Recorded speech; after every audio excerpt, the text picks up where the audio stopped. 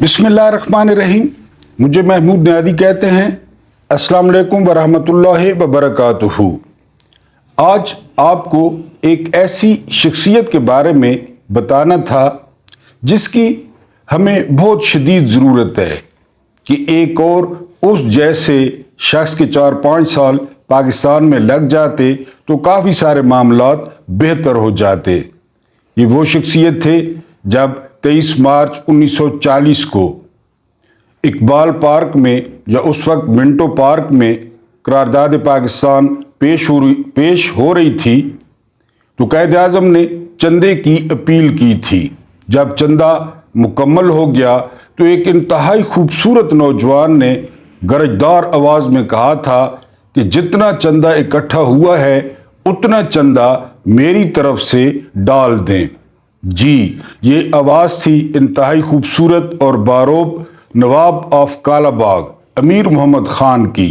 और जब ये ऑफ़र नवाब साहब ने की तो कायद आज़म ने उनको अपने दाएं तरफ जो है वो बिठाया ताकि दूसरे लोगों में भी ज़्यादा जोश और वलवला पैदा हो और वो तहरीक पाकिस्तान में ज़्यादा से ज़्यादा हिस्सा डालें। नवाब ऑफ कालाबाग वो बहुत ज़्यादा डिस्कस्ड पर्सनैलिटी रहे हैं पाकिस्तान की सियासत में। उनको एज ए हीरो और एज ए विलन दोनों के तौर पे पेश किया जाता है, लेकिन आज उनकी ज़िंदगी के चंद दिलचस्प और पोशीदा राज वो आपसे शेयर करूँगा। फैसला आपने करना है कि नवाब ऑफ कालाबाग की जो पर्सनैलिटी थी वो कैसी थी। नवाब ऑफ कालाबाग एक रवायती सख्त और जागीरदार घराने से ताल्लुक़ रखते थे और वो अपनी ही स्टेट कालाबाग में वो पैदा हुए थे। ये वो नवाब ऑफ कालाबाग थे जिन्होंने मलका एलिज़ाबेथ से जिनकी झलक देखने के लिए लोग घंटों रोडों पर खड़े रहते। नवाब साहब ने ये कहकर हाथ मिलाने से इनकार कर दिया था कि मेरी मशरकी रवायात इस बात की इजाज़त नहीं देती कि मैं आपको हाथ मिलाऊं। तो मैं आपको नवाब ऑफ कालाबाग के बारे में चंद दिलचस्प हक़ाइक़ बताऊंगा और फैसला आपने खुद करना है कि नवाब ऑफ कालाबाग की जो पर्सनैलिटी थी वो कैसी थी। ये ज़हन में रखें कि अयूब खान के दौर में ये मगरबी पाकिस्तान के गवर्नर थे, यानी ये जो आप पूरा पाकिस्तान है ये मगरबी पाकिस्तान था और जो बांग्लादेश है अब वो मशरकी पाकिस्तान था।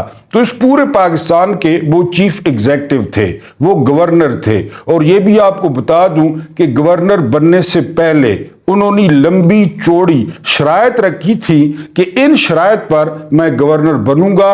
उनकी शराइत तस्लीम की गई, तब वो मगरबी पाकिस्तान के गवर्नर बने। अब मैं आपको नवाब साहब की स्टोरी वो सुनाता हूं। 20 जून 1910 को अपनी ही रियासत कालाबाग में नवाब ऑफ कालाबाग अमीर मोहम्मद खान पैदा हुए। आपके वालिद का नाम मलिक अता मोहम्मद खान था। आपका जो घराना था वो इंतहाई सख्त, रवायती और जागीरदार घराना था। 14 साल की उम्र में नवाब साहब के जो वालिद थे मलिक अता मोहम्मद खान, उनका इंतकाल हो गया जब नवाब साहब की उम्र 14 साल थी। और उस वक्त के कानून के मुताबिक क्योंकि नवाब साहब 14 साल के थे, गोरों ने उनकी तमाम जायदाद या उनकी तमाम जागीरें अपने पास अमानतन रख ली। नवाब साहब ने अपनी तालीम का आगाज एचिसन से किया। ये गोरों ने स्पेशल कॉलेज बनाया था नवाबों के लिए, जागीरदारों के लिए और सरमायादारों के लिए। आज भी ये लाहौर में मौजूद है। पिछले दिनों इसके प्रिंसिपल का मसला भी बना था और इमरान खान भी वो एचिसन कॉलेज से पढ़े हुए हैं। वहाँ पे अपने आप ने तालीम शुरू की। एचिसन के बाद नवाब साहब वो लंदन चले गए और लंदन में उन्होंने one and only Oxford university में दाखिला लिया और वहाँ ऑक्सफोर्ड से इन्होंने एग्रीकल्चर में डिग्री ली, जो बाद में गवर्नर बनने के बाद इनके बहुत ज़्यादा काम आई चूँकि इन्होंने एग्रीकल्चर का सब्जेक्ट लिया था। جب یہ گورنر بنے تو انہوں نے زراعت میں بڑی نمایاں اور اہم خدمات سر انجام دیں۔ 1932 وہ سال تھا جب تمام جاگیر اور تمام جائیداد وہ نواب صاحب کو واپس مل گئی اور وہ باقاعدہ ریاست کالا باغ کے سربراہ یا نواب آف کالا باغ بن گئے۔ اس وقت جو کالا باغ کی اسٹیٹ تھی وہ 177 اسکوائر کلومیٹر پر پھیلی ہوئی تھی، 177 اسکوائر کلومیٹرز۔ یہ ریاست کا رقبہ تھا جو نواب صاحب کی تھی۔ ان کے نواب بننے کے بعد جتنے بھی علاقے کے جھگڑے تھے، قتل تھے، چوری تھی، ڈکیتی تھی، وہ سارے فیصلے وہ ان کی کھلی کچہری میں ہونے لگے۔ نواب صاحب نے 2 شادیاں کی، ان 2 شادیوں میں سے نواب آف کالا باغ کے 4 بیٹے اور 3 بیٹیاں ہوئیں۔ 3 مارچ 1940 جیسے میں نے اپنے انٹرو میں ذکر کیا، قرارداد پاکستان کا دن تھا، تو جتنا وہاں پہ چندہ اکٹھا ہوا تو ایک گرجدار آواز نے کہا کہ جتنا چندہ اکٹھا ہوا ہے اتنا میری طرف سے ڈال دیا جائے، اور یہ گرجدار آواز وہ ملک امیر محمد خان کی تھی۔ اور جب یہ بات ہوئی تو قائد اعظم محمد علی جناح نے نواب آف کالا باغ کو وہاں سے اٹھا کر اپنے دائیں طرف بٹھایا تاکہ دوسرے لوگوں میں بھی وہ اس کا جذبہ پیدا ہو۔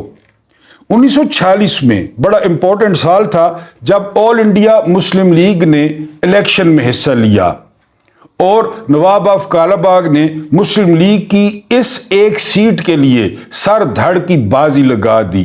انہوں نے اپنی ریاست کے تمام وسائل اس ایک سیٹ کے لیے جھونک دیے، اور پھر انہوں نے وہ ایک لیکن انتہائی اہم سیٹ جیت کر وہ مسلم لیگ، آل انڈیا مسلم لیگ کو دی۔ اس کے بعد نواب صاحب کی جو ہے وہ کافی لمبے چوڑے رقبے پر ذاتی شکارگاہیں موجود تھیں، لیکن آپ حیران ہوں گے کہ نواب صاحب کو خود شکار کھیلنے کا وہ بالکل شوق نہیں تھا۔ اس کے علاوہ نواب صاحب نے ساری زندگی، یہ ساری کتابوں میں ریکارڈ ہے، ان کے جاننے والے، ان کو ملنے والے، کہ ساری زندگی نواب صاحب کے ہاتھ نے نہ شراب کو ٹچ کیا اور نہ ہی کسی نشے یا سگریٹ کو ٹچ کیا۔ اس کے بعد نواب صاحب کا جو شوق تھا وہ تھا بہت اچھی نسل کے گھوڑے، اور وہ ہر وقت ان کے استبل میں اعلیٰ نسل کے گھوڑے موجود ہوتے جو آج تک کالا باغ میں موجود ہیں۔ اس کے علاوہ جو دوسرا شوق تھا نواب صاحب کا وہ تھا بھیڑیں پالنے کا۔ وہ بڑی اعلیٰ نسل کی اور بہت بڑی تعداد میں بھیڑیں بھی پالتے تھے۔ اس کے بعد جو نواب صاحب کا شوقین تھا، چونکہ انہوں نے ایگریکلچر میں ڈگری لی تھی، ان کا ڈیری فارمنگ، یہ اب میرا خیال ہے نوابوں نے ختم کیا ہے، ڈیری فارمنگ اور زراعت، اس پہ بہت زیادہ وہ کنسنٹریٹ کرتے تھے، چاہے وہ ملکی ہو چاہے وہ ذاتی ہو، یہ ان کے جو ہے وہ مشاغل تھے۔ انتہائی جو ہے وہ اصول پسند، انتہائی سخت، جس طرح میں نے آپ کو ملکہ الزبتھ کا قصہ سنایا۔ پھر ان کی جو مشہور و معروف جگہ تھی، جو ان کی رہائش تھی، وہ بورڈ بنگلہ تھی۔ بورڈ ہاؤس بھی کہتے تھے اور بورڈ بنگلہ بھی، آج بھی دریائے سندھ کے کنارے کالا باغ میں یہ موجود ہے۔ آپ جا کر دیکھ سکتے ہیں، وزٹ کر سکتے ہیں، اور اس بورڈ بنگلے کی خاصیت یہ ہے کہ آپ خود اندازہ کریں کہ وہاں پہ شاہ فیصل، وہاں پہ امریکہ کی خاتون اول مسز روزویلٹ، وہاں پہ شاہ آف ایران، وہاں پہ کوئین الزبتھ، وہاں پہ فیلڈ مارشل ایوب خان، وہاں پہ ذوالفقار علی بھٹو، اور وہاں پہ سکندر مرزا، یہ وہاں بورڈ بنگلے میں جا چکے ہیں۔ اب یہاں سے ان کی اہمیت کا اور تعلقات کا اندازہ کریں، اور وہ ویلیوز اور روایات کے اتنے سخت تھے کہ آپ کے ساتھ یہ دلچسپ قصہ وہ شیئر نہ کرنا زیادتی ہوگی۔ جب سکندر مرزا اپنی بیوی کے ساتھ بورڈ بنگلے میں پہنچے تو ان کی مسز نے خواہش کی کہ وہ نواب صاحب کی خواتین سے ملنا چاہتی ہیں۔ نواب صاحب نے کہا کہ ہمارا جو اصول ہے وہ بہت سخت ہے، ہماری خواتین وہ پردہ کرتی ہیں۔ تو اسکندر مرزا کی بیوی نے کہا کہ میں تو عورت ہوں، تو نواب صاحب نے مسکرا کر جواب دیا تھا کہ آپ جیسی عورتوں سے بھی ہماری عورتیں پردہ کرتی ہیں، کیونکہ اسکندر مرزا صاحب نے جس طرح وہ شادی کی تھی ایران کے جو ہے وہ سفارتکار کی بیوی سے، تو بہرحال انہوں نے کہا کہ آپ جیسی عورتوں سے بھی جو ہے وہ پردہ کرتی ہیں۔ میں نے اپنے انٹرو میں بتایا کہ ملکہ الزبتھ نے جب ہاتھ ملانے کے لیے اپنا ہاتھ بڑھایا تو نواب صاحب نے یہ کہہ کر ہاتھ ملانے سے انکار کر دیا کہ مجھے میری جو مشرقی روایات ہیں وہ اس بات کی اجازت نہیں دیتی۔ آپ اصول پسندی کا اندازہ کریں۔ 1956 یہ وہ سال تھا جب نواب آف کالاباغ وہ صوبائی اسمبلی کے ممبر بنے، اور اس وقت کے وزیر اعلیٰ نواب افتخار حسین نے آپ کو وزارت کی پیشکش کی، لیکن جواب ملاحظہ کریں نواب صاحب کا، نواب صاحب نے جواب دیا کہ میں 2 ٹکے کے لوگوں کو جواب نہیں دے سکتا، اس لیے مجھے وزارت قبول نہیں ہے۔ 1959 میں آپ کو فوڈ اور ایگری کلچر کمیشن کا سربراہ بنایا گیا، اور وہاں پہ آپ نے زبردست جو ہے وہ کام کیا، ایگریکلچر میں بھی اور فوڈ میں بھی۔ اس کے بعد انہوں نے اپنی شرائط پر جو ہے وہ گورنر کا عہدہ قبول کیا، اور انہوں نے سب سے اہم جو شرط تھی وہ یہ شرط تھی کہ میں کسی کو بھی جواب دہ نہیں ہوں گا۔ جب آپ کی تمام شرائط مان لی گئی تو آپ کو مغربی پاکستان کا جو ہے وہ گورنر بنا دیا گیا۔ ایک اور بات آپ کے ساتھ شیئر کرتے چلوں کہ ہزارہ کے فیلڈ مارشل ایوب خان وہ نواب آف کالاباغ کو اپنا منہ بولا بھائی کہتے تھے، اور نواب صاحب کی جو کمزوری تھی، جو نواب صاحب کو گالی دینے کے مترادف تھا، وہ تھا کرپشن۔ کرپشن کا لفظ یعنی کرنا تو دور کی بات ہے، آگے قصہ آئے گا، کرپشن کا لفظ ان کو اتنا جو ہے وہ ناگوار گزرتا تھا۔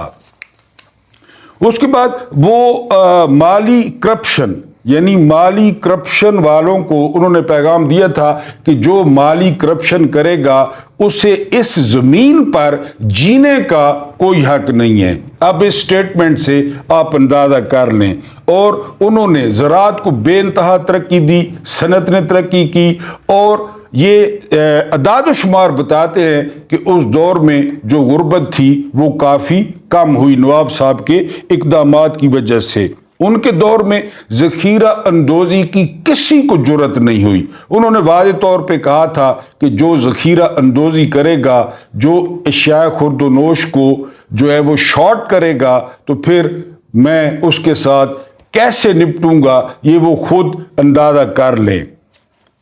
اس کے بعد ہی کیا ہوا، 1960 جو ہے وہ آپ نے حلف لیا اس کا گورنرشپ کا، اور خاندان کا داخلہ مکمل طور پہ وہ گورنر ہاؤس میں بند کر دیا کہ کوئی خاندان کا فرد وہ گورنر ہاؤس میں نہیں آ سکتا، حتیٰ کہ جو آپ کے بیٹے تھے ان کو بھی گورنر ہاؤس میں آنے کی اجازت نہیں تھی۔ اس کے علاوہ نواب آف کالاباغ نے ایز اے گورنر وہ تنخواہ لینے سے انکار کر دیا تھا، اور آپ کی جتنی بھی ضروریات تھیں وہ ایک ٹرین کے ذریعے، یعنی ان میں گندم آتی، آٹا آتا، اس کے علاوہ شکر آتی، اس کے علاوہ جو ہے نا وہ دوسری گھی آتا دیسی، یہ ساری ایک ٹرین کے ذریعے وہ لاہور پہنچائی جاتی، کیونکہ وہ اپنی ریاست کالا باغ سے یہ ساری چیزیں منگواتے تھے، تنخواہ وہ لیتے نہیں تھے، لہذا سارا جو کچھ تھا کھانا پینا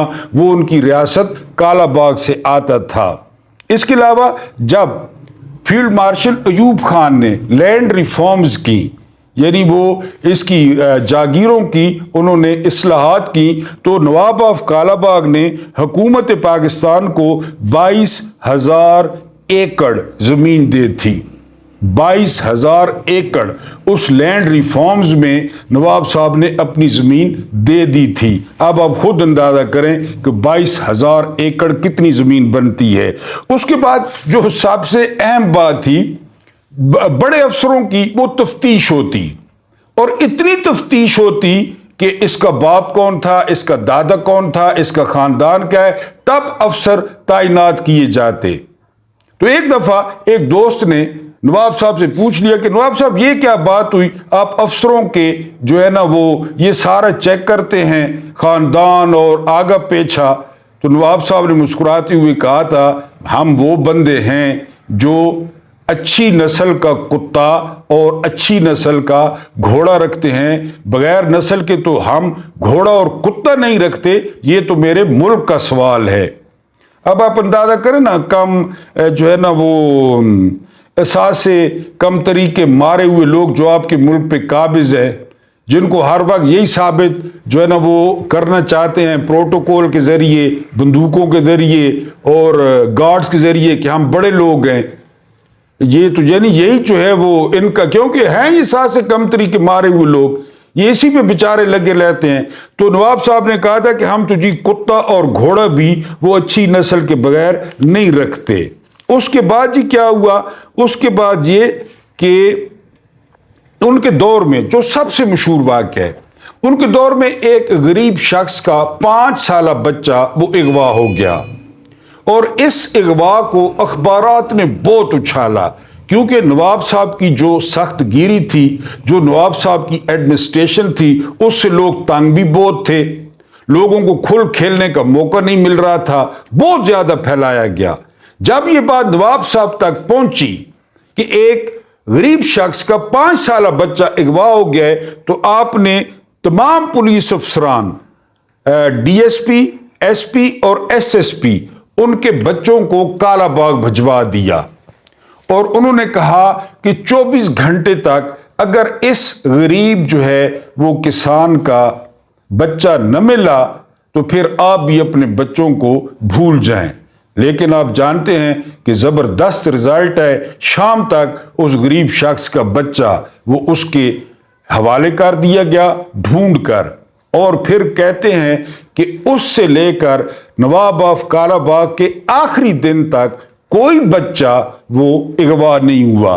तो जिस तरह मैंने शुरू में कहा कि अगर इस जैसे शख्स के मजीद 4-5 साल पाकिस्तान में लग जाएं, उसके बाद क्या होता है जी, उसके बाद ये कि ताजरों को उन्होंने बुलाया, लाहौर में जितने भी बड़े ताजिर थे, और उन्होंने कहा कि अगर जो है वो चीजें महंगी हुई, खासकर गंदम, और फिर मूंछों पे हाथ फेरते हुए, यूट्यूब पे आपने नवाब साहब की या गूगल से तस्वीरें देख लेनी है कि मूंछों पे हाथ मारते हुए कहा था कि फिर तुम लोगों को पता है कि मेरा तरीकाकार क्या है, यानी मैं किस तरीके से डील करता हूं। तो सारे लोग समझ गए।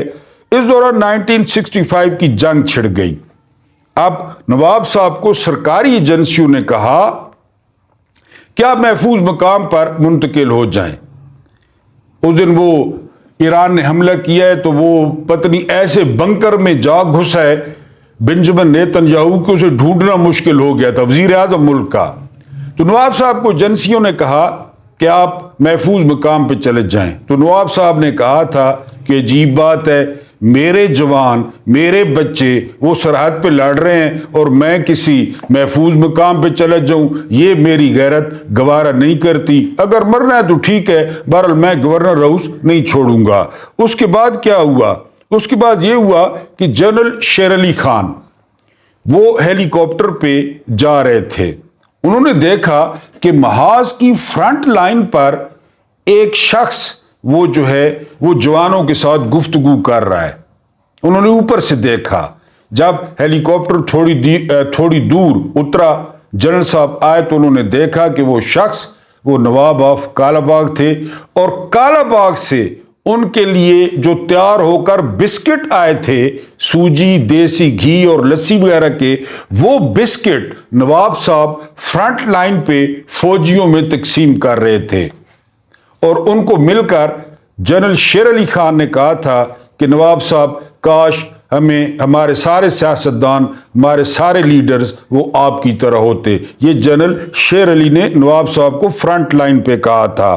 उसके बाद अब आते हैं थोड़े से जो नेगेटिव एस्पेक्ट्स थे। नेगेटिव, इंसान है, ظاہر ہے خطا کا پتلا ہے، اور پھر دوستیاں، پھر مجبوریاں۔ سب سے بڑا جو ان پہ سٹگما لگا، ان پہ سٹیمپ لگی، وہ لگی ایوب خان اور فاطمہ جناح کے الیکشن میں۔ یعنی نواب آف کالاباغ کے بارے میں کہا گیا، مشہور کیا گیا، اور اس میں خیر کسی حد تک حقیقت بھی تھی کہ نواب آف کالاباغ نے اپنا بہت زیادہ اثر و رسوخ استعمال کیا۔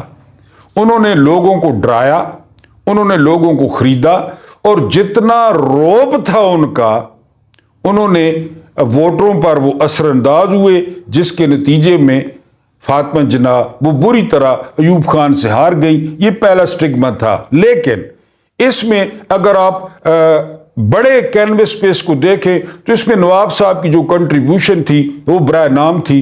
پورے یعنی مشرقی پاکستان اور مغربی پاکستان، پھر تمام لوگوں کو ووٹ دینے کی اجازت بھی نہیں تھی۔ 80,000 کونسلر تھے وہ بنیادی جمہوریتوں والے، انہوں نے ووٹ ڈالنا تھا، عوام نے تو ووٹ ڈالنا نہیں تھا۔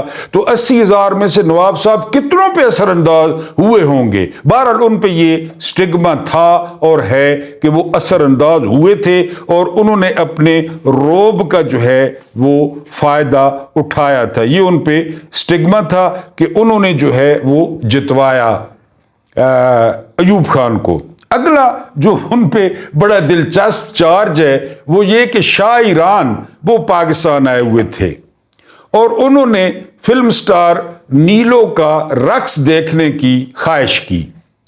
یہ وہ فلم سٹار نیلو ہیں جو بڑے مشہور و معروف اداکار شاہد کی امی ہیں۔ تو جب نیلو کو پیغام بھجوایا گیا تو نیلو نے کہا کہ وہ صرف فلموں میں کام کرتی ہیں، اپنا فن وہ فلموں میں دکھاتی ہیں، وہ کسی کے آگے ناچتی نہیں ہیں۔ بہرحال نواب صاحب نے مبینہ طور پہ نیلو کو اٹھوایا، اور رستے میں نیلو نے خودکشی کی کوشش کی، اور اسی کوشش میں وہ ہسپتال پہنچ گئی۔ جان ان کی بچ گئی لیکن ہسپتال پہنچ گئی، اور ہسپتال پہنچنے پر وہ جو شاہ ایران کی خواہش تھی ناچ دیکھنے کی وہ بھی پوری نہ ہو سکی۔ یعنی نیلو نے اپنے آپ کو بچا لیا۔ یہ نواب آف کالاباغ پہ چارج ہے کہ یہ سارا کچھ نیلو کے ساتھ وہ نواب صاحب نے کروایا تھا۔ بہرحال آگے چلتے ہیں۔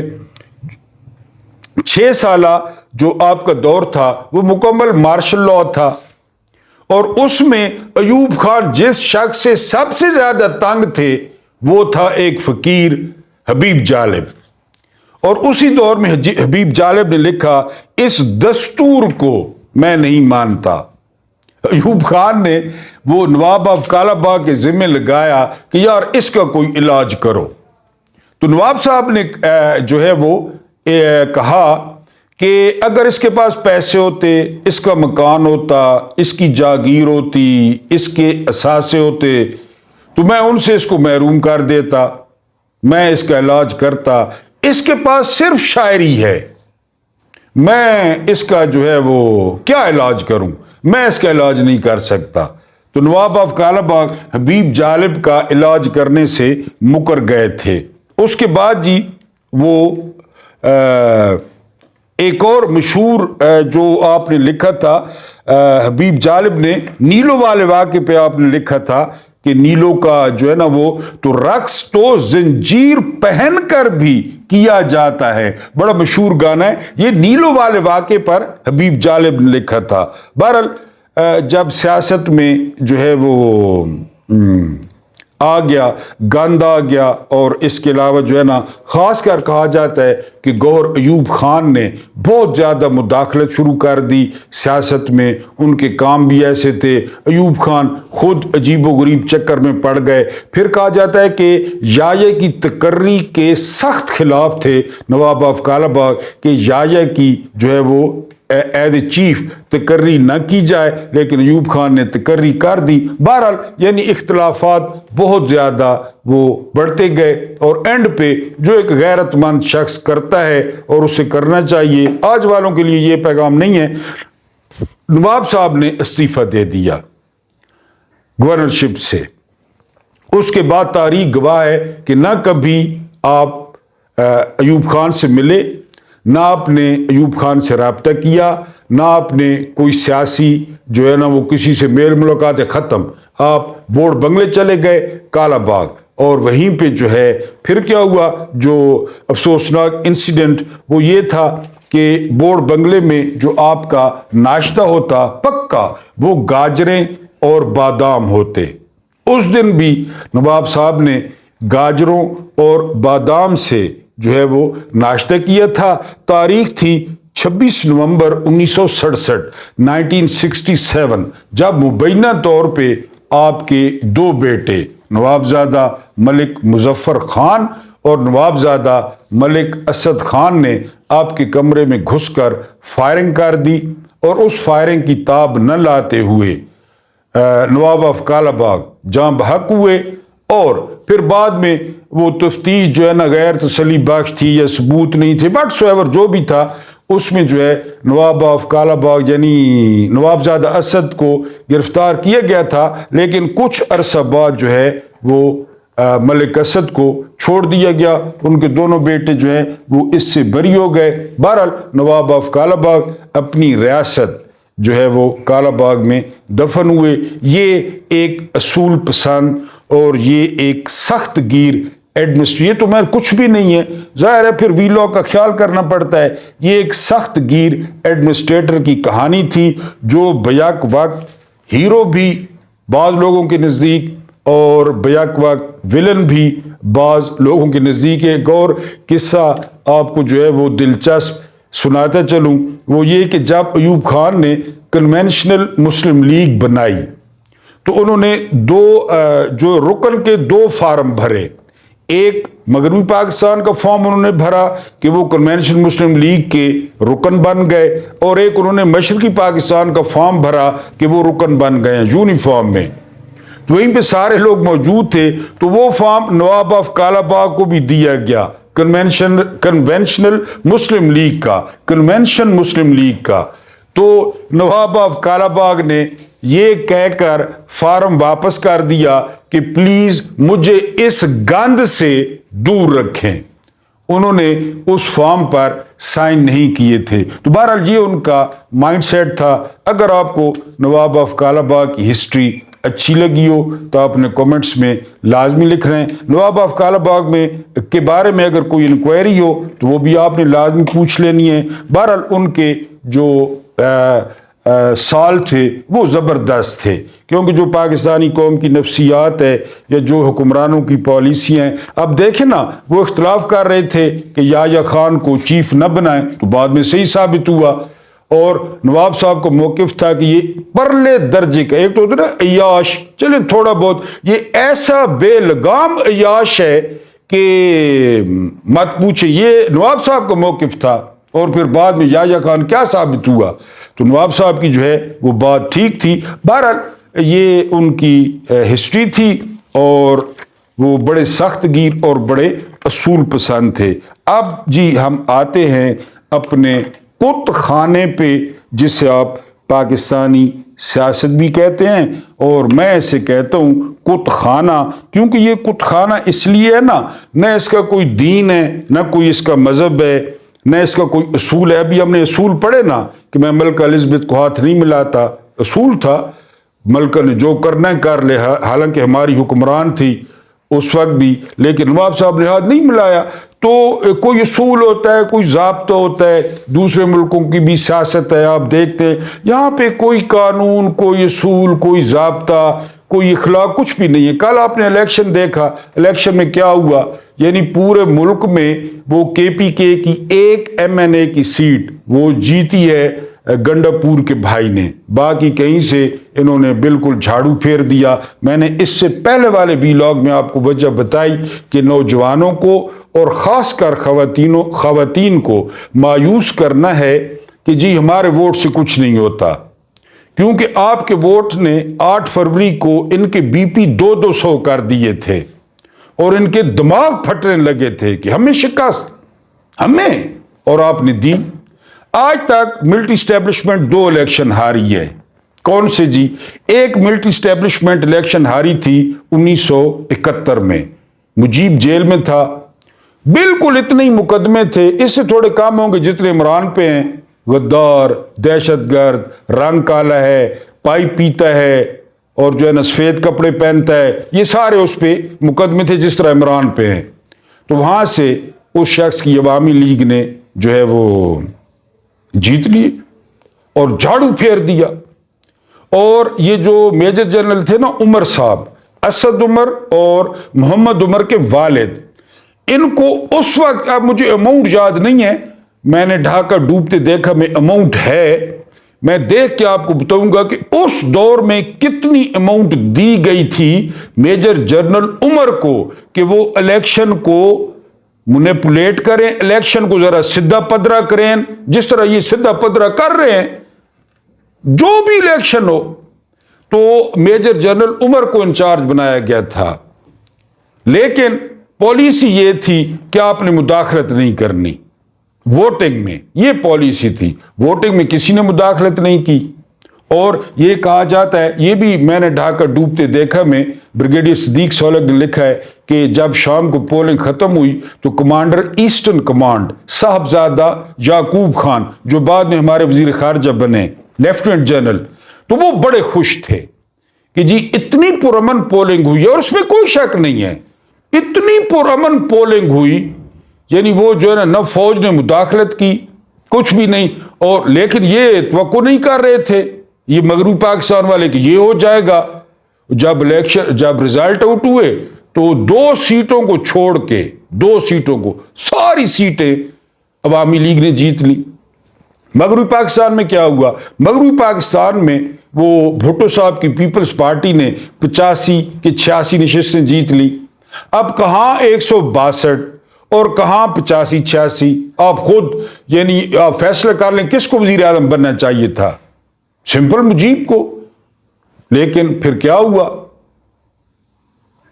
جو آپ کے سامنے ابھی 8 فروری کو کیا ہوا؟ یعنی پولنگ سے 5 دن پہلے 36 سال سزائیں، یہ سزا، یہ سزا، یہ سزا، رات کو 12 بجے تک سماعت ہو رہی ہے، سزا پہ سزا، سزا پہ سزا. اب شیشہ لگا دو، اب ملاقات نہیں کرنی، اب ملنے کسی کو نہیں دینا. اب یہ کیا کیا لوگوں نے پھر یہ دوسرا الیکشن ہار گئی اسٹیبلشمنٹ 8 فروری 2024 کو، اور ان کے اصحاب جواب دے گئے وہ فارم 45. اور یہ انہوں نے کل جو گزر گئے ضمنی الیکشن، اس میں پہلے بندوبست کر رکھا تھا. 8 فروری کا بھی انہوں نے بدلہ لینا تھا کہ لوگوں نے ہمارے ساتھ اچھا نہیں کیا، ہم دوسرا الیکشن ہار گئے. لیکن اس سے پہلے والے وی لاگ میں بتایا کہ گھبرانا نہیں ہے، مایوس نہیں ہونا. جب بھی الیکشن ہوگا ٹھپے لگیں گے، مرضی کے لگیں گے. یہ کرتے رہے دھاندلی، ان کو تو کپڑے ہی نہیں ہے نا. آپ کے اور میرے الحمدللہ کپڑے تو ہیں، ان کے کپڑے ہی نہیں ہیں. تو پھر یعنی اگر تم حیا نہ کرو تو کچھ بھی کرو، نہ کرو یا تو پھر جو مرضی ہے کرو. ان کے تو اب کپڑے ہی نہیں ہیں. یہ تو پتے اور اخباریں، یعنی جنگ اخبار آگے پیچھے لپیٹ کے پھر رہے ہیں. کپڑے تو کون ہیں؟ ہمارے تو الحمدللہ کپڑے ہیں. تو دوسرا الیکشن جو ہے، یہ 2 الیکشن اسٹیبلشمنٹ ہاری ہے. 71 میں ان کو پتہ ہی نہیں تھا، اور ان کو نہیں پتہ ہوتا. یہ چاپلوسوں کے کہ سر آپ تھوڑا سا صلاح الدین ایوبی سے آگے ہیں، آپ طارق بن زیاد سے 5 منٹ آگے ہیں. محمد بن قاسم کس بات کی مولی تھا؟ آپ یہ کان وہی جو سننا چاہتے ہیں سنانے والے، نجم سیٹھی نی وہ جڑا نے چڑیا ہے، مبشر لقمانی چڑیلے، یہ گندی نالی کے کیڑے چاپلوس. کبھی پی سی بی کا چیئرمین، کبھی صحافی بن گیا، کبھی پی سی بی کا چیئرمین بن گیا. یہ ان کا جو ہے نا، ان کے کان سننے کے عادی ہیں. بہرحال گھبرانا نہیں ہے، مایوس نہیں ہونا. مریم بی بی نے کہا ہے ہم خدا کے آگے سر بسجود ہیں کہ ہم نے الیکشن کل کا جیتا ہے. میں اس بات پہ حیران ہوں، یہ خدا کو بیچ میں کیوں لاتے ہیں؟ ان کو خدا نے الیکشن جتوایا ہے؟ کمنٹس میں لازمی لکھنا ہے. او بھائی پالشیو، جنہوں نے الیکشن جتوایا ان کا شکریہ ادا کرو. سمپل. یعنی جب تم لوگوں کو ذرا سا تم لوگوں کی ہوا بند ہوتی ہے تو تم چڑھ دوڑتے ہو اسٹیبلشمنٹ پہ. बाजवा साहब, फैज हमीद साहब, याद है ना? तो शुक्रिया भी अदा करो। जब कब्ज होती है तो उन पे चढ़ दौड़ते हो। तो अब सिंपल शुक्रिया अदा करो कि सर हमने टैट चमकाया ना। कैसे चमकाए सर, बताएं कैसे चमकाए? उन्होंने कहा टैट चमकाए, गिनो सारियां सीटां। तो उनका शुक्रिया अदा करें। कौन से लोगों ने आपको वोट दिया? आपने किया क्या? टिकटाकों के अलावा जब से हुकूमत बनी है क्या किया इन्होंने? पेट्रोल सस्ता किया है, गंदम सस्ती की है, क्या किया है जो इतनी सीटें जीत ली हैं? जिन्होंने जितवाया है भाई उनका शुक्रिया अदा करो बस। और वो कहें कि जी शीशों की तरह चमकाए हैं, मुंह नजर आ रहा है, और लिहाजा ये जी दें वोट, सारी सीटें हवाले कर दें इनके, ताकि आने वाले दिनों में भी ये जो मैडम मेकअप बानो हैं इनको कोई तकलीफ ना हो। और ऊपर जो पॉलिशी है, जो 17 साल से आंख कता रहे, बकौल उसके कि मैं 17 साल से चमका रहा हूं, लंबे छोटे, 10 नंबर वाले, 11 नंबर वाले, यानी जाहिर हो जितना बाजवा डंगुर आई उसना 12 नंबर पेयर हो गया। यानी मैं सारे चमका यार, जेड़ा आना मैं चमका लेना, जेड़ा गया ना मैं चमका लेना, मेरे अगो रखो मैं चमका। वो खुद कहता है मैं 17 साल से आंख कता रहा हूं। और फिर वो एक सफेद बालों वाला बैठा है शारा दस्तूर पे, वो कादी फायदी सा। ये सीटें देनी थी, 224 का नंबर पूरा हो ताकि हम उसको एक्सटेंशन दें, फिर मिलके जो है ना बैंड न बजाएं, कोई बैंड बाजा बजाएं और नाचें। लेकिन वल्लाहु खैरुल माकिरीन, घबराना नहीं है। Subscribe, share, like and comments. अल्लाह पाक आप लोगों को आसानियाँ अता फरमाए, सानियाँ बांटने की तौफीक अता फरमाए। कल इंशाल्लाह कोशिश करूंगा, 2-3 व्यूअर्स ने कहा है कल शाम को लाइव आने की कोशिश करूंगा, आपसे गपशप करूंगा, कोशिश करूंगा, वादा नहीं है। मुझे बर्दाश्त करने का बहुत बहुत शुक्रिया।